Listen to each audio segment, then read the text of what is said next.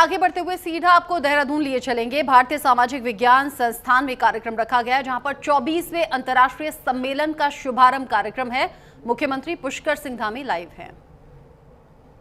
मुझे पूरा विश्वास है कि इस चिंतन से निकला अमृत न केवल सामाजिक नीतियों के प्रभावी क्रियान्वयन में मार्गदर्शन का काम करेगा, बल्कि राज्य और राष्ट्रीय स्तर पर जन जन के कल्याण के लिए ठोस और व्यवहारिक उपायों के संकलन में भी बहुत सहायक सिद्ध होगा।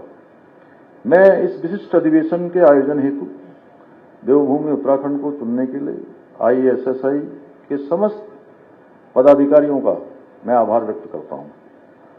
साथ ही दून विश्वविद्यालय की कुलपति प्रोफेसर सुरेखा डंगवाल जी और उनकी पूरी टीम विश्वविद्यालय परिवार को भी इस अधिवेशन के सफल आयोजन के लिए हार्दिक शुभकामनाएं भी देता हूं।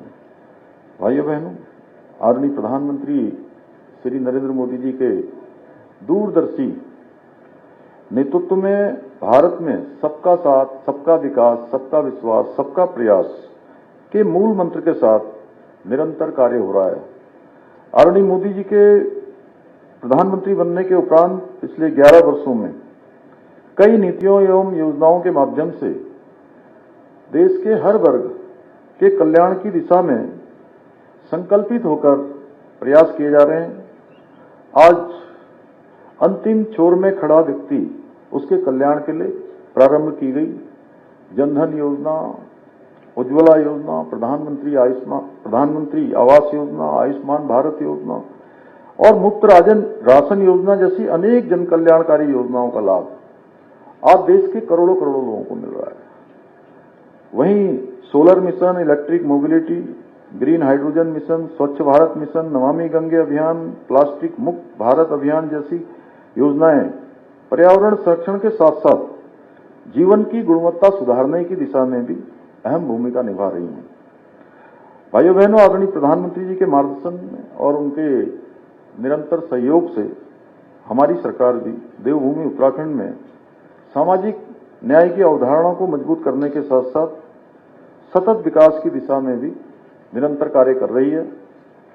चाहे वृद्धावस्था पेंशन हो, साथ ही पति और पत्नी दोनों को पेंशन देने का निर्णय लेना हो, सभी पेंशन योजनाओं में त्रैमासिक के स्थान पर मासिक भुगतान करना हो, पेंशन योजनाओं को ऑनलाइन करना हो, अंत्योदय परिवारों को प्रतिवर्ष 3 गैस के सिलेंडर निःशुल्क प्रदान करना हो या फिर प्रदेश के दिव्यांग कार्मिकों का वाहन भत्ता बढ़ाना हो। हम अपने प्रत्येक निर्णय द्वारा प्रदेश में सामाजिक न्याय स्थापित करने की दिशा में काम कर रहे हैं।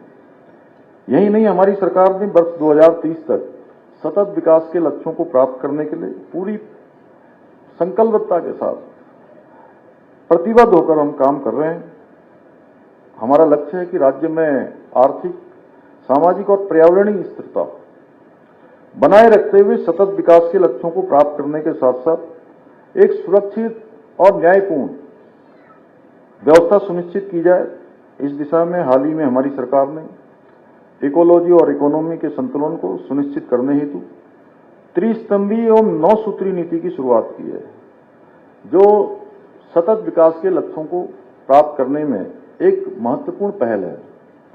हमने गरीबी उन्मूलन, खाद्य सुरक्षा, पेयजल एवं स्वच्छता, जन्म के समय लिंगानुपात, स्वच्छ ऊर्जा, शहरी विकास, वित्तीय समावेशन और जलवायु परिवर्तन जैसे क्षेत्रों में महत्वपूर्ण उपलब्धियां हासिल की है।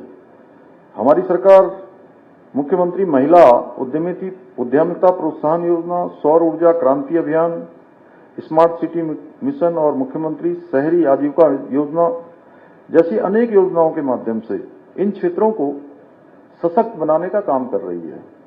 मेरा मानना है कि हमें उत्तराखंड में इकोलॉजी और इकोनॉमी के बीच संतुलन बनाए रखते हुए कार्य करना होगा। यहाँ रुक रहे हैं छोटे से ब्रेक के लिए। ब्रेक के उस पार भी खबरें जारी हैं, कहीं मत जाइएगा।